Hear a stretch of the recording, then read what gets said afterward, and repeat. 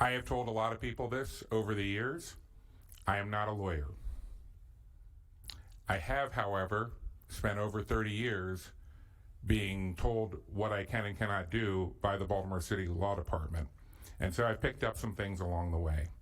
For example, last year I was told by the Baltimore City Law Department, in an opinion from former Solicitor Jim Shea, that the Charter of Baltimore clearly expects that the quorum of the Board of Estimates is all 5 members.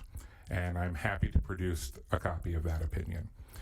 But one of the other things I would like to take this opportunity to share, Mr. President, is that although I never did get around to going to law school and becoming a lawyer, I did start down that path, including 3 years in high school doing cross-ex debate. And one of the things I learned in cross-ex debate is the affirmative makes out a case and lays out a whole bunch of points, and then it's the job of the opposing to match each point and address each issue that's been raised. And then the judge looks and sees if you've done that and gives a point to one side for every unargued point. What we're missing here is a judge. I think we've reached the point where it's clear that we just have to agree to disagree. That the administration, the mayor, the law department definitely feel that there is an interpretation of how the charter works, how the rules work, that is at odds with the way that the council president and I, and not for nothing, but most people that I run into on the street who raise this issue agree with. And that is, you can't abstain at a meeting you're not at. So if the rules as written have a loophole that was not expected by the law department when they signed off on them, that allows for the council president, the comptroller, to keep a meeting from happening by not showing up, that's unfortunate for them, but it does not change reality for the rest of us. The rules that we all agreed to require all of us to be here to have a legal, valid meeting. And in the absence of a member, we're not meeting. Now, that's not going to happen very often for exactly the reasons that the mayor pointed out. When the meeting doesn't happen, city business doesn't happen.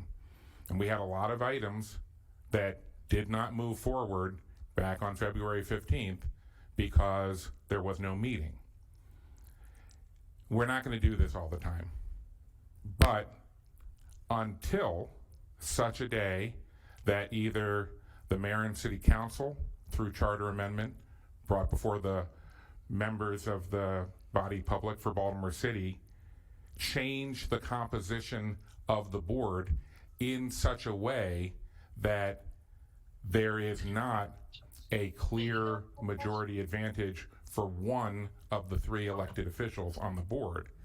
Until that day, it would be an abdication of our responsibility not to use whatever power is given us in the pursuit of what we feel to be the best interests of the city of Baltimore.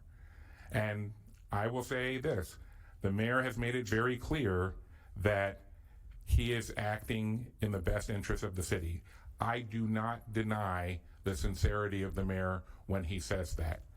But I will say that just because he feels this deal is in the best interest does not mean he is automatically right.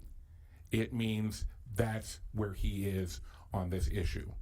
And inevitably, it will be up to the people of Baltimore to decide, how do you want your government to handle situations like this? We have lived for generations with a system under which we elect one person, the mayor, to do a lot of the deciding for Baltimore city government. If we're good with that, we will keep doing that.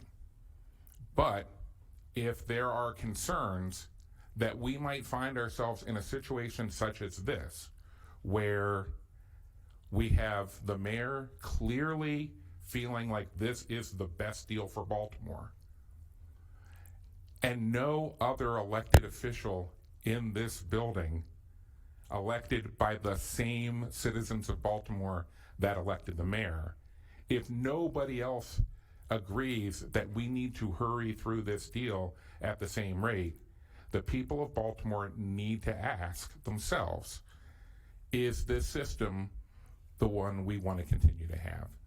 And so, Mr. President, I appreciate the opportunity for this time, and in the interest of, I guess, completeness, and out of a little bit of respect for Mark J. Freund, my former debate coach, I'll be perfectly happy to sit down and work with my staff, and we will address point by point all of the ways in which the administration's concerns about the rules we broke by not showing up are balanced by our concerns about the rules they broke trying to have a meeting in our absence.